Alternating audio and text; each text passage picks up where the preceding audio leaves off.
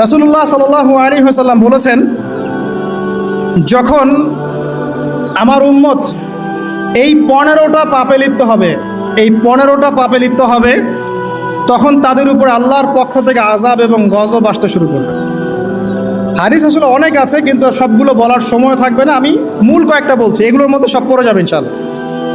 এক নাম্বার পাপ যখন এই উম্মতের মানুষ করবে, যখন তারা গনিমতের মালকে ব্যক্তিগত সম্পদ মনে করবে। গনিমতের মাল বোঝেন? রাষ্ট্রীয় সম্পদ, পাবলিক প্রপার্টি, এটাকে যখন মানুষ ব্যক্তিগত সম্পদ মনে করে ব্যবহার করা শুরু করবে। এটা কি মিল পাওয়া যায়? আচ্ছা।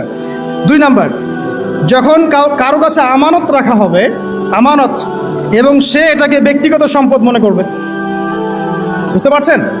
আমানত রেখেছে, এটা খেয়ানত না করাটাই কর্তব্য, কিন্তু এটাকে যখন ব্যক্তিগত সম্পদের মতো মানুষ ইউজ করবে, শেষ করে ফেলবে, নষ্ট করে ফেলবে, তখন আল্লাহর আযাব আসবে।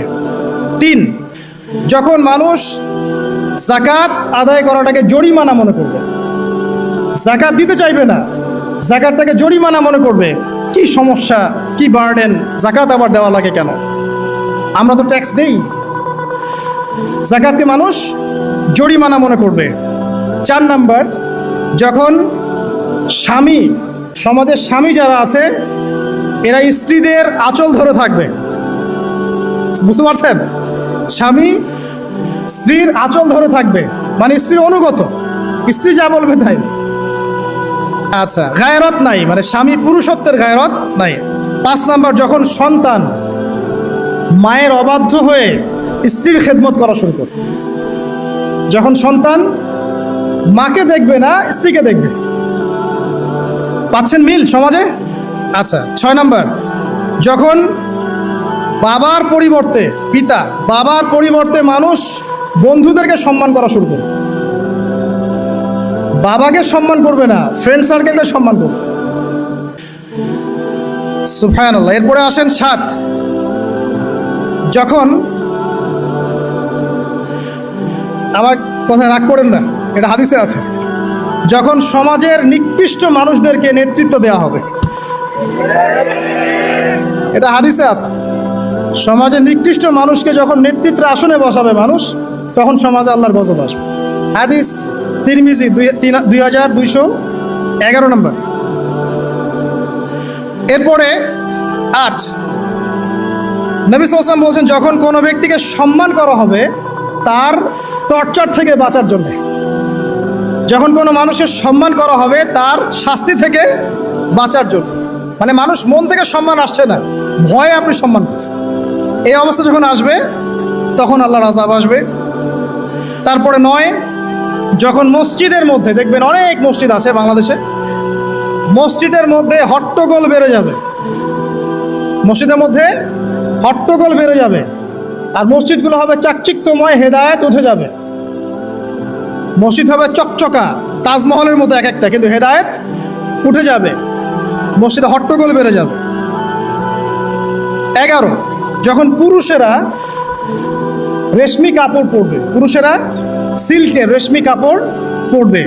পুরুষের জন্য স্বর্ণ আর রেশমি কাপড় পরা হারাম।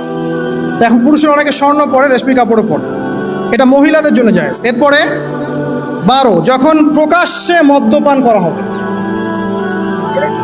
আর মদ্যপানের মধ্যে ভাই সিগারেটও পড়ে, আপনার গাঁজা, ইয়াবা সবই পড়ে।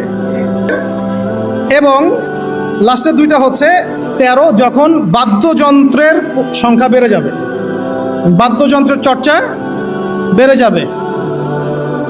এবং সর্বশেষ, যখন গায়িকাদেরকে সম্মান করা হবে, এবং উম্মতের শেষের দিকের লোকেরা, মানে আমরা উম্মতের প্রথম দিকের লোকদেরকে গালিগালাজ করব। বুঝতে পারলেন? যখন মাদকদ্রব্য প্রকাশ্যে পান করা হবে, যখন আপনার রেশমি কাপড় পুরুষেরা পরবে, যখন বাদ্যযন্ত্র তৈরি করা হবে, চর্চা করা হবে, এবং গায়িকাদেরকে সম্মান করা হবে, এবং যখন এই উম্মতের শেষের মানুষেরা উম্মতের প্রথম দিকের মানুষদেরকে গালিগালাজ করবে। সাহাবীরা কি জানতো? আয়েশা রাদিয়াল্লাহু আনহার চরিত্র অমুক ছিল, এই ছিল, সেই ছিল, ইত্যাদি। নাউযুবিল্লাহ। এই কথাগুলো এখন আসে না। এই হাদিসে যে 15টা পয়েন্ট আছে, আমি বেশি হাদিস আনি নাই, আমি নিজে পড়েছি সবগুলোই, কিন্তু আনিনি বেশি হাদিস, এতগুলো বলার সময় নাই। এই একটা হাদিস কি যথেষ্ট না? হাদিসের রাবি আলী রাদিয়াল্লাহু আনহু তিনি বলছেন, যখন এই আমলগুলো সমাজে বেশি বেশি চালু হয়ে যাবে, তখন কি হবে? নবী সাল্লাল্লাহু আলাইহি ওয়াসাল্লাম বলছেন যে তখন জমিনের মধ্যে আল্লাহর পক্ষ থেকে গজব আসবে। কি কি? 1 নাম্বার, প্রবল ঘূর্ণিঝড়, জলোচ্ছ্বাস। 2, আগুনও বর্ষণ হতে পারে, হাদিসে আসছে। 3, ভূমিকম্প হবে বেশি বেশি। 4, মানুষের আকৃতি পরিবর্তন হয়ে যাবে, মানুষের আকৃতি পরিবর্তন হয়ে যাবে। এই হাদিসটা আমি আপনাদের জন্য এনেছিলাম।